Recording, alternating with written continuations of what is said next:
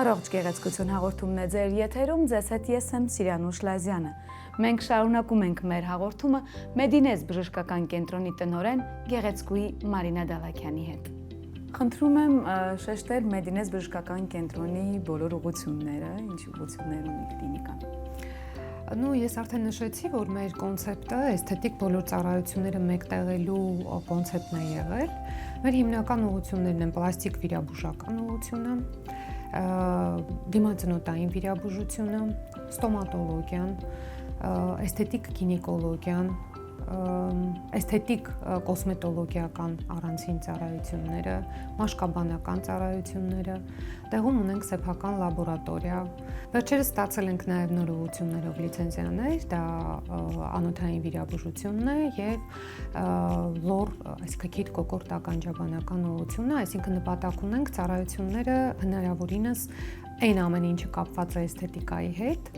համախմբել մեկ տեղում։ Տեղում ունենք նաև սեփական լաբորատորիա, որը հնարավորություն է տալիս նախավիրահատական բոլոր անալիզները հանձնել մեկ տեղում, չգնալ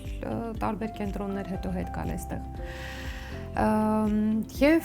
ունենք նաև մազերի փոխպատվաստման մեծ բաժանմունք։ Ասեմ, որ բոլոր ուղղությունները իրենք համաչափ զարգացել են, բոլոր ուղղությունները հետաքրքիր են, բոլոր ուղղություններով դեռ իհարկե աշխատանքներ կան կատարելու, բայց կարծում եմ, որ կոնցեպտը ինքը աշխատել է, կարծում եմ, որ ինքը հետաքրքիր է եղել մարդկանց եւ իրականում մենք շատ ենք լսում, նույնիսկ դեպքեր են եղել, երբ որ եկել են օրինակ պլաստիկ վիրահատության, չիմանալով, որ ենթադրենք ունենք նաեւ էսթետիկ միջամտությունների բլոկ եւ շատ ուրախացել են, ոյ, ասել են ինչ լավ է, որ մեկ տեղում կարող ենք նաեւ որտեղ պլանավորում ենք օրինակ ռինոպլաստիկայից հետո գնալ ներարկումային միջամտությունների եւ դա օգնում է մեզ, որ մեկ տեղում, այ ոնց ես արդեն ասեցի, որակյալ ծառայությունները մատուցել եւ մեր պացիենտին տեր լինել միջև վերջ, այսինքն այն ինչի հետևից ինքը եկել էր էսթետիկ միջամտությունների հետևից ինքը ամբողջությամբ այդ ամբողջ փաթեթը ստանա, վստահ լինենք, որ իրեն չեն վնասելու, վստահ լինենք, որ ամեն ինչ արդյունավետ է լինելու եւ բավարարված գող բուժարուին ուղարկենք տուն։ Շատ կարեւոր է նաեւ լաբորատորիան, որը գործում է, որովհետեւ երբեմն բուժարուն ստիպված է լինում նաեւ ավել իհարկե օգուտ իրեն, բայց դա ավել ժամանակի եւ այո, դա խնայողների հատկապես դրսից եկող պացիենտների դեպքում դա շատ իրականում օգնել է, երբ քաղաքը չգիտեն, երբ դժվարանում են,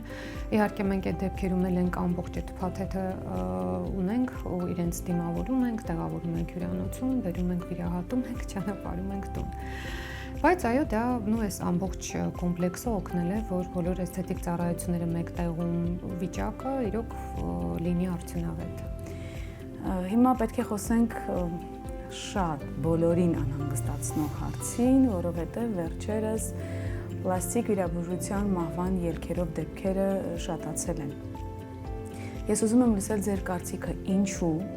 եւ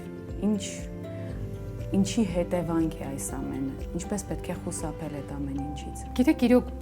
ծանր հարց է, որովհետև շատ ցավալի է, երբ որ մարդ, որը որ չունի որևէ հիվանդության հետ կապված վիրահատության անհրաժեշտություն, այլ դիմում է գեղեցկանալու, իր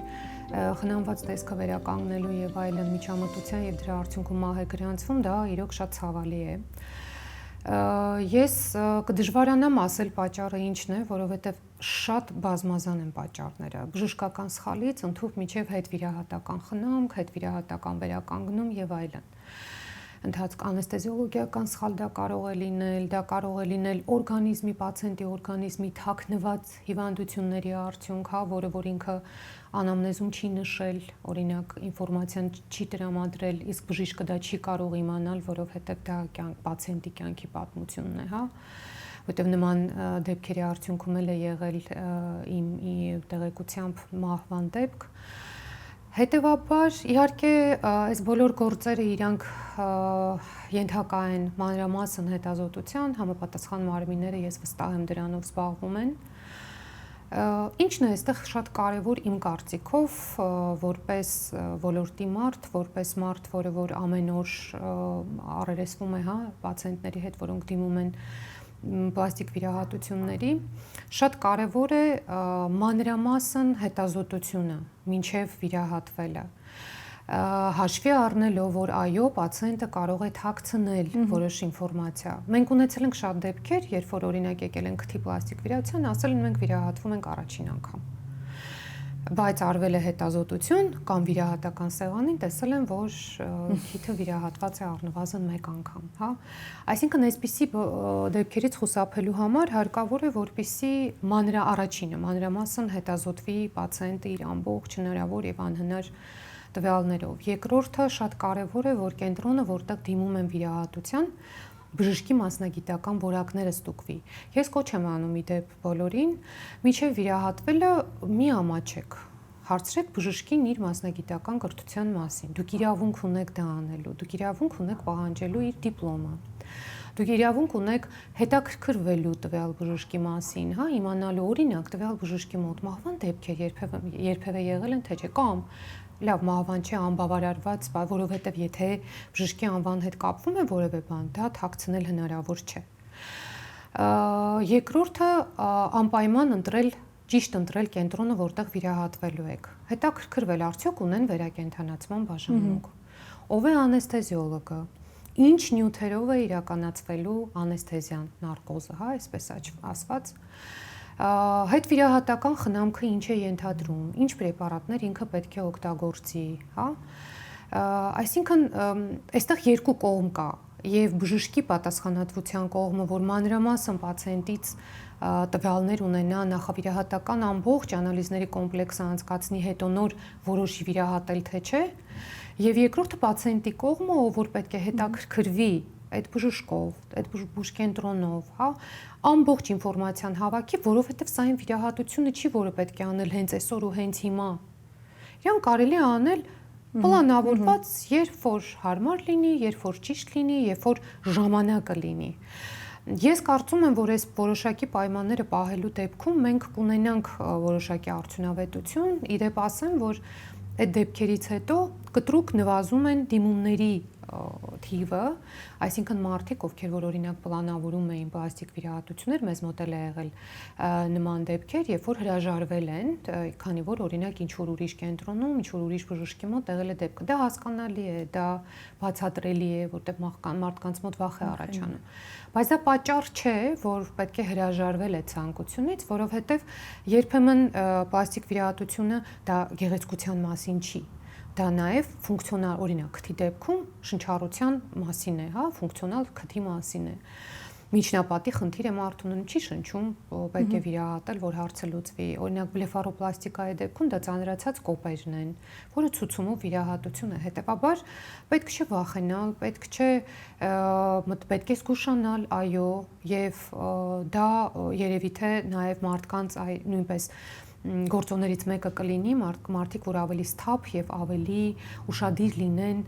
եւ բժշկին, եւ բուժկենտրոնին, եւ ընդհանրապես այն բոլոր գործոններին, հարակից օժանդակ գործոններին, որը ուղեկցելու են իրեն վիրահատության ընթացքում։ Հետևաբար ես շատ հույս ունեմ, որ բոլոր դեպքերում երբեք իմացեք մի բան, բժիշկը երբեք չի ցանկանա, որ իր մոտ լինի մահ։ Այսինքն այստեղ մահը դա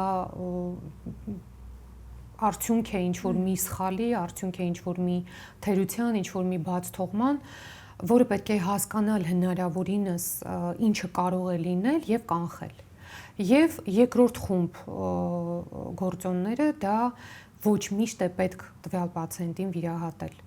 Այսինքն եթե օրինակ տարիքային պացիենտ է, եթե ունի ուղեկցող հիվանդություններ, ինքը շատ ուզում է, մենք բազմաթիվ նման դեպքեր ենք ունեցել։ Ունի ուղեկցող հիվանդություններ, տարիքը 60 եւ ավել է, մարդ ուզում է եւ վերջ։ Մենք հրաժարվում ենք վիրահատել, որովհետեւ հասկանում ենք, որ եւ պատճառը նա չի, որ մասնագիտական որակները թույլ չեն տալիս մեր բժիշկների, ոչ։ Պատճառը նա է, որ հասկանում ենք, որ տվյալ պացիենտի դեպքում հավանականությունը շատ մեծ է, որ հնարավոր է իր հետ ինչ-որ խնդիրներ լինեն։ Հետևաբար սա էլ երևի թե մի մեծ խումբ գործոններից մեկն է, որ ոչ միշտ է պետք հանուն փողի վերցնել ու վիրահատել, եւ երկրորդը ոչ միշտ է պետք անել ահավոր մեծ ծավալ միաժամանակ։ Եթե նույնիսկ դա պացիենտը ուզում է, մեզ մոտ էլի պետք է կրկնվեմ, լինում են դեպքեր, երբ մարդ գալիս է ուզում է 4-5 վիրահատություն միանգամից։ Ոչ մի պարագայում մեր ոչ մի մասնագետը դա չի անում։ Մենք բացատրում ենք, որ այդ ծավալը հնարավոր է անել 2 էտապով, X ժամանակահատված հետո, հակառակ դեպքում գնացեք, մենք ձեզ չենք վիրահատելու։ Այսինքն, այս երևույթը, այս խնդիրը ինքը շատ բազմակողմ է, շատ տարբեր ասպեկտներ ունի եւ պետք է յուրաքանչյուրը իրենից կախված ամեն ինչ անի, որ նման դեպքեր չլինեն։ Իհարկե, նորից եմ ասում, գեղեցկության հետևից գնալիս առողջությանը չպետք է վնասել, պետք է դա հասկացած, մտածված ծանրակշիռ որոշում լինի, հա, եւ քավլիցի ամենևին չենք քարոզում գնալ որևիցե վիրահատության կամ էսթետիկ միջամտության, բացարձակապես։ Բայց եթե կա այդ հնարավորությունը անվնաս, անվտանգ եւ արդյունավետ վիրահատության կամ միջամտության արդյունքում վերականգնել կորցված ինչ-որ էլեմենտներ, հա, թարմացնել տեսքը եւ այլն, ինչ ոչ, իհարկե յուրաքանչյուր մարդ ինքն է որոշում, ինքը դիմի այդ միջամտության թե ոչ, իսկ մեր դեպքում ես ուզում եմ եւս մի անգամ վերջում ասել, որ մենք շատ դեպքերում իրենց հետ ենք համոզում, ասում ենք՝ մի արեք, դուք դրա կարիքը չունեք, ելի մեր մասնագետները եւ հուսամ նաեւ այն պացիենտները, որոնք մեզ մոտ եկել են ու լսել են դրա մասին, դա կփաստեն։ Եվ մյուս կողմից էլ օրինակ լինում է դեպք, երբ իրեն ինչ-որ մի բանը անհրաժեշտ չէ, ինքը դա ուզում է, մենք բացատրում ենք, որ քեզ օրինակ այլ թեթև ինչ-որ միջամտության արդյունքում մենք կարող ենք ստանալ քո ուզածը, լսում են մեզ, սա եւս փաստում է նրա մասին, որ պացիենտի հետ պետք է խոսել, պացիենտից պետք է ոչ թե մտածել առավելագույնը ինչքան գումար աշխատել, այլ պետք է խոսել, պետք է բացատրել, պետք է մանրամասն վերլուծել, թե ինչ է ակնկալում, ինչ է ուզում, եւ վստահ եմ այս դեպքում ոչ մի վտանգավոր առավել եւս մահվան դեպքեր, համենայն դեպս հնարավորինս կնվազեցնենք հավանականությունը։ Շնորհակալություն այսքան մանրամասն ամեն ինչ ներկայացնելու համար։ Առողջ գեղեցկությունը սիրելի հեռուստադիտող թույլ է տալիս նաև ձեզ մեր հյուրերին ճանաչել որպես մարդ։ Պատրաստ եք Տիկին Դավաքյան պատասխանել։ Փորձենք։ Հեշթեգներում դիմացինի սխալները։ Ոչ։ Հիմա բոլոր բժիշկները պատկերացնում եք ինչպես են լարվել։ Ինչու։ Ներողամիտ չեք, թե հնարավորություն եք շատ տալիս, բայց չեք ներում։ Իմ ներողամտությունը իդեպ սահմաններ չունի, բայց ես հասկացել եմ, որ այդ ներողամտությունը չարաշահում են։ Հետևաբար որոշել եմ, որ գիտեք, սխալել կա։ Եթե դա այն սխալն է, որը որ չակերտավոր սխալ է, ինքը նույնիսկ ներելու կարիք չկա։ Ուղղում ենք, անցնում ենք առաջ։ Եթե դա սխալ է, որը որ չարամտորեն է արված, ոչ, չեմ ներում։ Պահանջկոտ եք, թե հարմարվող, պահանջկոտ ենթադրաբար, որովհետև նախորդ պատասխանից երևի գիտեք գերպահանջկոտ, որը նաև շատ խանգարում է։ Գերպահանջկոտ եմ նախ ինքս իմ հանդեպ, հետո նոր շրջապատի հանդեպ։ Հարմարվող եմ բացառապես մի դեպքում, եթե խոսքը վերաբերվում է տղայիս։ Ուրիշ ոչ մի դեպքում։ Երեխայի դեպքում պահանջկոտ չեք։ Երեխայի դեպքում պահանջկոտություն բառը տեղին չի։ Ավելի շուտ ոչ թե պահանջկոտ կամ հարմարվող, այլ ներողամիտ, ընկալող, հասկացող, որովհետև երեխայի հետ միայն այդպես է կարելի։ Ուրիշ ոչ մի մեթոդ չի ազդում։ Իրավիճակ, որից հետո փոխվեց ձեր կյանքը։ Իրավիճակ, գիտեք, իրավիճակներ կյանքս փոխելու շեմին շատ են եղել։ Բայց երևի թե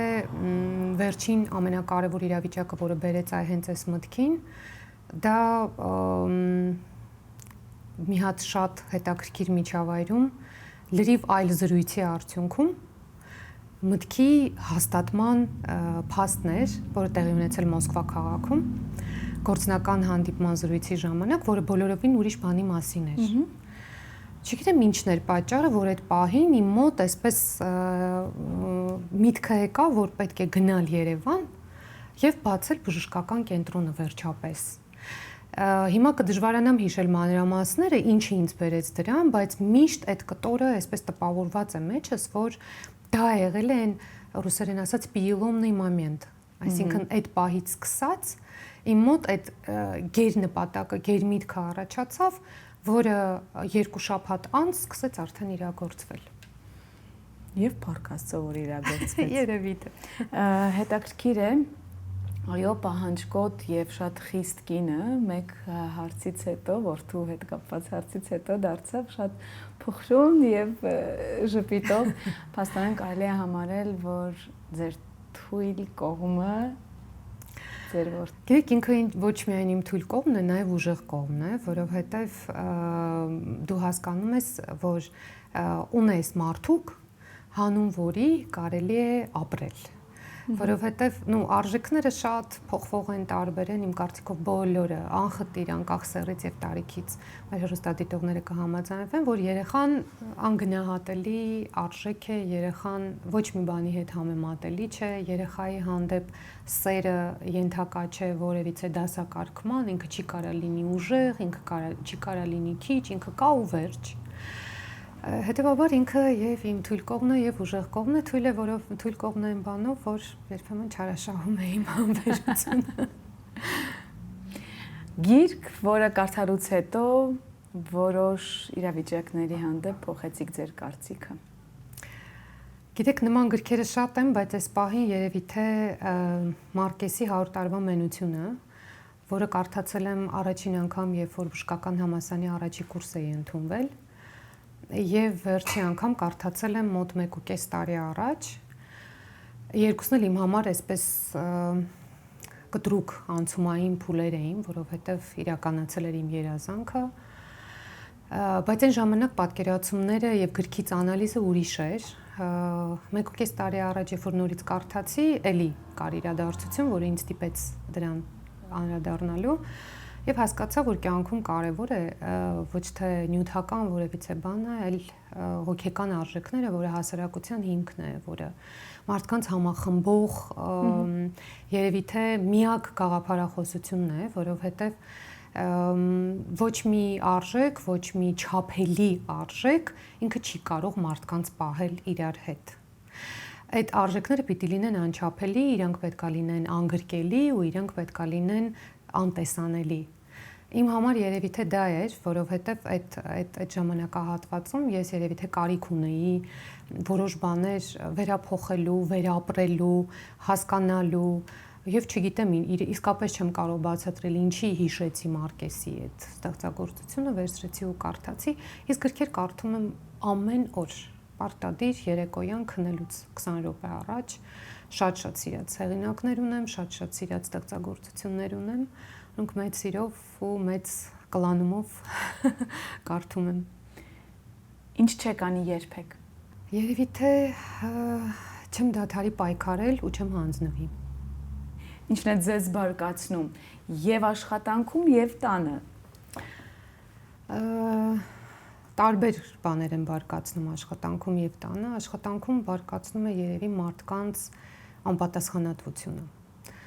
Անպատասխանատվությունը իրենց հանդեպ, անպատասխանատվությունը շրջապատի հանդեպ եւ կարծում եմ, որ երևի թե շատ կարեւոր է, որ մարդիկ հասկանան, որ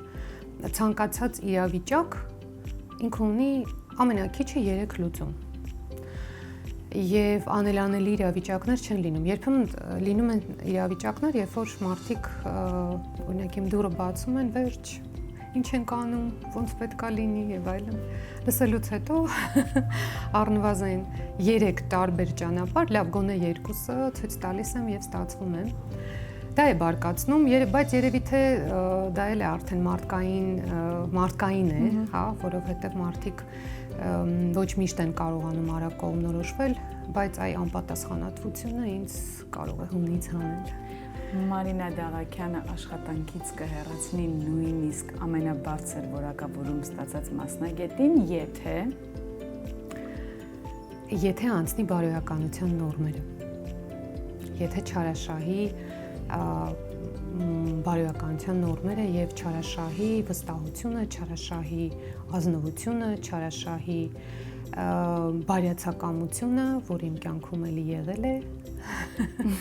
դրա միջով նույնպես անցել ենք, այդ դեպքում այո, Մարինա Դալաքյանը առանց մի վայրկյան մտածելու կհրաժարվի տվյալ մարդու հետ հետագա ճանապարհ անցնելուց։ Ինչից եք վախենում։ Իրականում վախենալ ասածը, հա, չկան այդպիսի բաներ, որը ինձ կարա վախեցնի կամ բայց եթե վերցնենք վախենում եմ կորցնելուց, վախենում եմ մարդկանց նենգամտությունից, վախենում եմ մարդկանց չարամտությունից, որովհետև չարությունը եւ նենգամտությունը դրանք անբուժելի են իմ կարծիքով եւ դրա արդյունքում կարող են լինել կորուստներ, այսինքն երբ որ ասեցի վախենում եմ կորցնելուց, սովորաբար իմ կյանքում միշտ կորուստները եղել են դրա արդյունքում, երբ որ մարդիկ չարացել են կամ նենգ են եղել կամ չգիտեմ ինչ տարբեր բաների արդյունքում, եղել են այդ կորուստները։ Եթե մի բառով վախենում եմ կորցնելուց։ Երբեք երջանիկ։ Գիտեք, երջանկությունը իմ համար երևի թե ունի մի քանի ասպեկտներ եւ ինձ երջանկացնելը շատ հեշտ է իրականում։ Երջանիկ եմ, երբ որ դիմացինը ժպտում է ու այդ ժպիտը իրական է, երբ որ դու հասկանում ես, որ քո հետ շփման արդյունքում կամ չգիտեմ ինչ որ փորձության արդյունքում ինքը հաղթահարած դուրս է գալիս ու ժպտում է։ Ես սիրում եմ, երբ որ մարդիկ բարի են, իսկ ժպտում են բարի մարդիկ։ Հետևաբար ինքս էլ եմ երջանիկ, երբ որ դիմացինը երջանիկ է։ Միգուցե մի քիչ շաբլոն պատասխան է, բայց իմ դեպքում այդպես է, ինձ ճանաչողները դա հաստատ կփաստեն, որ ես երջանիկ եմ, երբ որ դիմացինը ժպտում է ու ինքը երջանիկ է։ Ինչպիսին եք դուք ձեզ տեսնում 10 տարի անց։ 10 տարի անց։ 10 տարի անց ես ինձ տեսնում եմ սիրած աշխատանքը կատարելիս։ Վերջապես հոգեկան բավարարվածությունը գտած եւ այդ պայքարելու այդ ամենօրյա ռեժիմը մի քիչ թուլացրած։ Շնորհակալություն պրոդուկտիվ հաղորդման համար։ Ձեզ էլ եմ շնորհակալ սիրով։ Եթե դու ուզում ես բացահայտել էսթետիկ բժշկության գաղտնիքները, ապա հետևիր մեր հաղորդմանը։ Իսկ եթե ունես քեզ հուզող կամ անհանգստացնող հարցեր, ապա կարող ես գրել Մեդինես բժշկական կենտրոնի էլեկտրոնային հասցեին կամ զանգահարել 055 505 605։ Անձնակազմը մեծ սիրով կպատասխանի քեզ անհանգստացնող հարցերին։ Եղեք առողջ եւ գեղեցիկ։